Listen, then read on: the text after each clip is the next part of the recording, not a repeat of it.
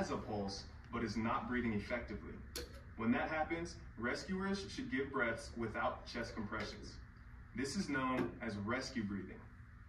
For adults, give 1 rescue breath every 6 seconds. Also, give each breath over 1 second and make sure that each breath results in visible chest rise. During rescue breathing, you should also check the person's pulse about every 2 minutes.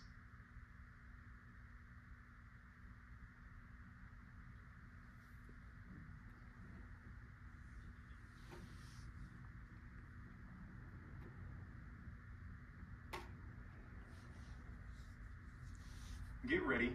Begin in 3, 2, 1.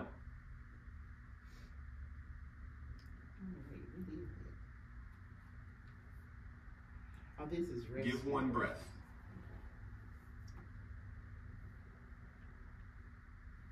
Give 1 breath.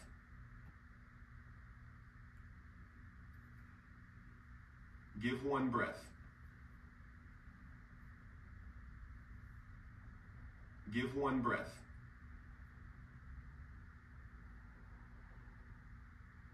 Give 1 breath.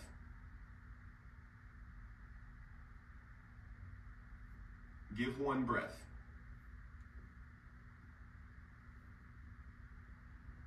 Give 1 breath.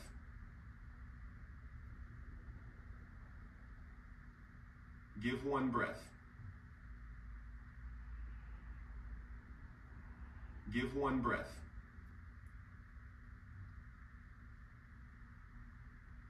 Give 1 breath.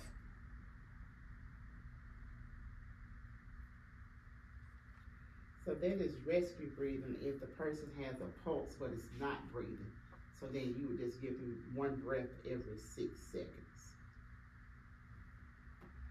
And this one is a person has an advanced airway, which is a trait if they have that trait with their breathing, which is also going to do, let me see, they'll tell us what we're going to do.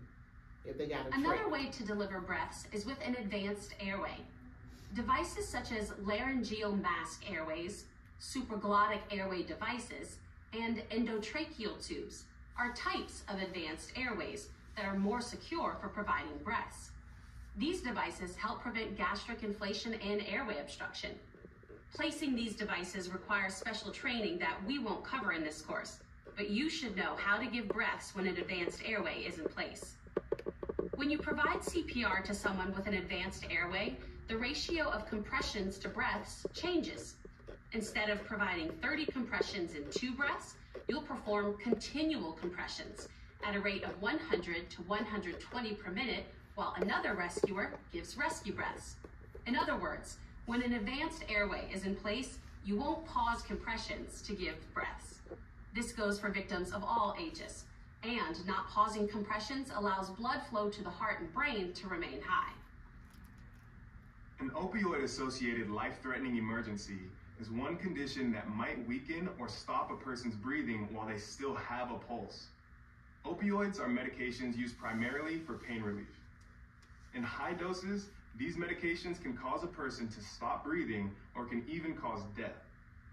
Naloxone is a medication that can reverse the effects of opioids and may restore normal breathing.